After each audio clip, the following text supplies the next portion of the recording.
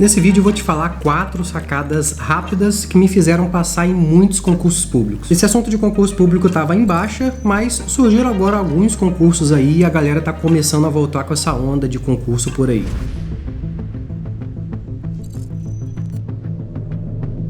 Eu já fui aprovado e convocado em diversos concursos públicos, desde municipal, estadual, federal, desde salários que iam de, sei lá, de R$1.000 e poucos até mais de R$10.000 por mês. Então eu sei do que eu tô falando. Nesse vídeo eu vou tocar em pontos principais, rápidos, umas sacadas, mas se você achar interessante um conteúdo maior, um conteúdo raiz, um vídeo longo e detalhado sobre esse assunto, curte esse vídeo aí e coloca nos comentários para mim, por gentileza. Eu fiz isso há pouco tempo, produzi um vídeo mais extenso sobre como ganhar dinheiro na internet com o sucesso dos outros, que é esse vídeo que tá aqui agora. E dependendo de como foi esse vídeo aqui, pode ser que eu crie um conteúdo desse também pro assunto concurso. Agora vamos pro que interessa. Sacada 1, cara, esqueça o edital, tá? Então assim, você imagina assim, imagina o edital como se fosse um sistema solar. E o conteúdo da prova é como se fosse o planeta Terra. Então, na verdade, só cai um pequeno pedaço do conteúdo do edital. O edital é gigante, porém a prova é pequena. Agora, como que você vai saber exatamente qual parte vai cair? É só você olhar as provas anteriores, colega. O edital serve só para definir assim, um conteúdo máximo, um universo, domínio.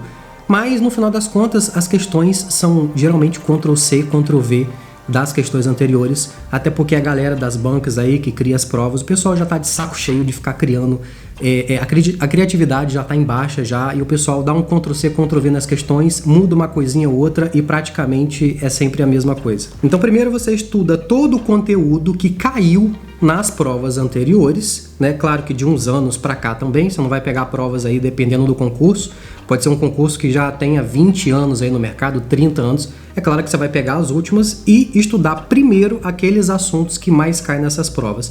Depois, se sobrar tempo e se você tiver afim, você estuda todo o conteúdo do edital. Então não se esqueça, se você quiser começar estudando todo o conteúdo do edital, você vai se dar mal. Sacada 2, você tem que fazer as suas próprias anotações. Não adianta você ficar lendo a apostila, ficar lendo o livro. O cérebro seu não funciona dessa forma. Você precisa criar, você precisa escrever. Nem que seja, pode ser digitando também, não precisa ser com a sua mão. Tem gente que gosta de anotar em caderno, ótimo, excelente. Tem gente que, como eu, que gosta de fazer anotações no computador, de digitar, eu uso o Notion para fazer isso. Tanto faz, desde que você anote o próprio conhecimento, desde que você esteja escrevendo as coisas que você está aprendendo. Apostilas e livros são importantes, mas eles são só auxiliares. Então você pode usar um Notion aí, por exemplo, para começar a anotar o conteúdo das disciplinas. Ah, Wesley, mas como é que eu faço isso? Cara, abre o Notion, coloca lá, concurso do Banco do Brasil, que seja. Coloca lá, disciplina 1, disciplina 2, cria uma página para cada disciplina.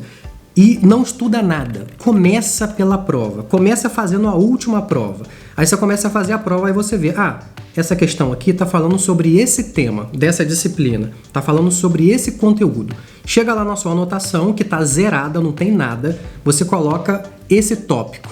Tópico 1, tá? Conteúdo tal.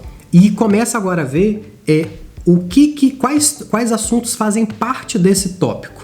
E você começa a escrever. Esse tópico é subdividido nessas áreas aqui. E preenche um pouquinho. Aí depois você parte para a segunda questão. Olha o tópico da segunda questão anterior. É sobre o mesmo tópico? Então aumenta um pouquinho aquele tópico, acrescenta alguma coisa ali nas suas anotações. É sobre um assunto diferente? Então coloca agora, assunto 2, tópico 2, tal. Agora, quais são as subdivisões desse tal tópico 2? Aí você começa a elaborar, as coisas vão crescendo devagar à medida que você vai ver os assuntos aparecendo nas questões. As suas anotações, elas vão crescer como se fosse uma árvore aí de cabeça para baixo.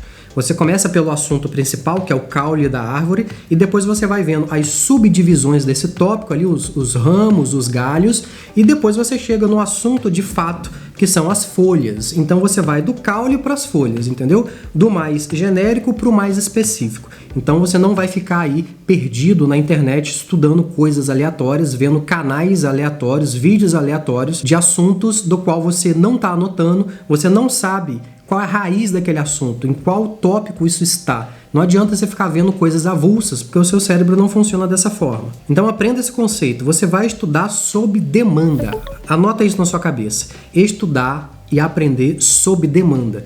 Então você vai estudar na medida que os assuntos forem surgindo nas provas anteriores. Essa é a maior sacada. Se a galera fizesse isso, meu amigo, ia passar em concurso muito mais rápido. Não para estudar uma disciplina inteira, tá? Você vai chegar lá, vai pegar a disciplina de português. Ah, vou estudar todo o conteúdo de português. Aí passa a semana inteira estudando português. Cara, isso não é eficiente. Tô dando exemplo de português, mas pode ser qualquer disciplina. Não faça isso. A maior 99% da galera que está estudando, que vai fazer a prova contra você, que são os seus, entre aspas, aí, competidores, provavelmente a galera tá fazendo isso, cara, e provavelmente eles vão se dar mal. Então você que é um cara inteligente, você vai aprender sob demanda, porque não é dessa forma que o seu cérebro aprende. Sacada 3, tá? Tenha uma referência, ou um método, ou um livro de técnica. Antigamente a gente tinha o problema de informação. A gente não tinha informação. Quando eu era adolescente, eu tinha que fazer meus trabalhos escolares em biblioteca da escola ou biblioteca pública.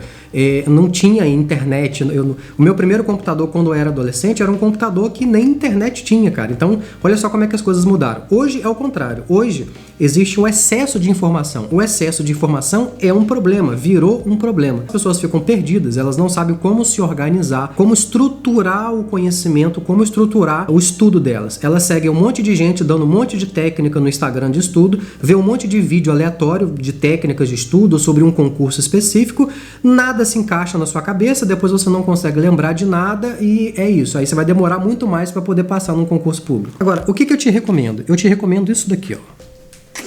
Isso aqui, esse livro aqui, não é um link de afiliado, tá? Eu não vou ganhar nada te recomendando esse livro, porque se você olhar, nem vai ter link na descrição nem nada. Mas você precisa de um norte, tá? Então olha só, olha esse livro aqui, ó. Esse aqui, pra mim, é o melhor livro que pode te fazer você passar num concurso público, tá? Como passar em provas e concursos. Do William Douglas, cara. Ó, é um capa dura, tá? Olha o tamanho disso daqui. Professor, isso aqui é pros fortes, tá, gente? Isso aqui não é pros fracos também, não, tá? Concurso público também não é pra gente fraca, não. Ai, meu Deus, o livro pra eu estudar é gigante. Imagina, então, a quantidade de tempo que você vai levar. É assim mesmo que funciona, cara. A galera tem medo desse livro aqui, mas quem tem medo vai acabar não passando, tá? É claro que você não vai estudar isso aqui tudo de uma hora para outra, tá? Você não vai chegar, eu vou estudar todo o livro de repente. Não, é sob demanda. Você vai estudar um capítulo agora, essa semana, e parte para o seu objetivo do concurso que você tem em mente. Depois, no outro mês ou na outra semana, você dá uma olhada em mais um capítulo, aplica as coisas que você aprendeu aqui nos seus estudos e por aí vai, entendeu? Não para estudar isso aqui de vez. Isso aqui é um livro de cabeceira do concurseiro, né? Então você vai aprender as coisas que estão aqui sob demanda. Então, cara, aqui tá tudo organizadinho, tá? Ao invés de você ficar perdido na internet com um monte de coisa, um monte de informação, cara, procure uma referência, siga um método. Se você seguir isso, tá? Se você seguir, por exemplo, esse livro aqui e você aplicar tudo que está ali, se você aplicar, é praticamente impossível você não conseguir passar. É praticamente impossível, tá? O problema é que as pessoas ou não têm o conhecimento necessário ou não aplicam. Aquela galera que tem o conhecimento e que aplica são os aprovados, tá? Fica difícil você conseguir fazer tudo certinho e não conseguir passar numa prova de concurso. E demora, tá? Demora. Então não pense que você vai começar agora e você vai passar num concurso no mês que vem. Pode ser que isso aconteça? Pode ser. Esse é um processo que leva tempo, você leva anos para poder entender os macetes, porém eu tô resumindo isso daqui, eu tô resumindo anos de experiência minha, tá? Isso eu tô falando de mim. Tô resumindo anos de conhecimento aqui em um vídeo para você aqui de alguns poucos minutos. Se você seguir exatamente isso, essas 4 sacadas que eu tô te falando, você vai conseguir. Quarta e última sacada é o seguinte, concurseiro é uma profissão, cara. Você tem que estudar para um concurso, você tem que lidar como se você estivesse indo trabalhar. Você precisa bater ponto, entendeu? Você precisa contabilizar quantas horas você está estudando por dia. Então, hoje eu estudei 3 horas. Anota, faça um Excel, uma planilha, ou coloque no Notion, coloque em algum local o dia da semana, o dia do mês, tá? Na sua agenda lá. Você bota a data e coloca quantas horas você estudou nessa data. Cada dia você vai colocar. Segunda-feira, nessa segunda-feira, dia tal, estudei 4 horas. Na terça-feira, dia tal, eu estudei 5 horas. Na quarta-feira, eu tive um imprevisto, estudei 0 horas. Você tem que contabilizar quantas horas você está estudando. Porque se você não consegue medir, você não consegue melhorar. Então, quais são as métricas que você precisa ter?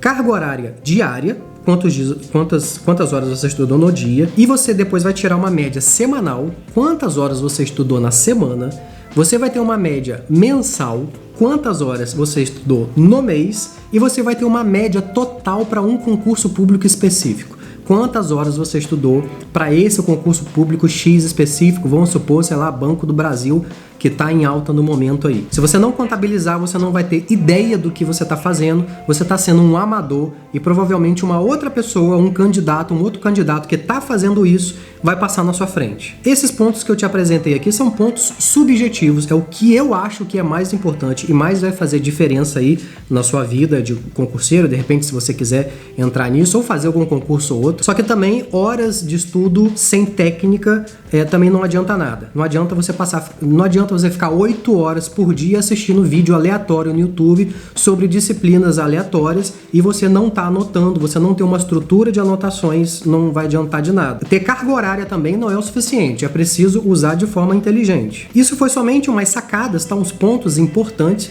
Mas se você acha que esse assunto é interessante e eu posso contribuir com você, comenta aí pra mim que você quer um conteúdo raiz. Coloca aí, eu quero conteúdo raiz sobre esse tipo de assunto. E isso é algo que eu posso te ajudar porque eu fiz bastante isso. Hoje em dia, eu não tô mais nesse mundo de concurseiro porque eu passei no concurso que eu queria, então eu não faço nenhum outro concurso porque eu acredito que eu estou num dos melhores concursos do país, porém, eu tô aqui para te ajudar a concluir isso caso você queira. Se você quiser mais conteúdos como esse, cara, se inscreva aí nesse canal. Então, tamo junto e até mais. Se inscreve, cara. Se inscreve agora.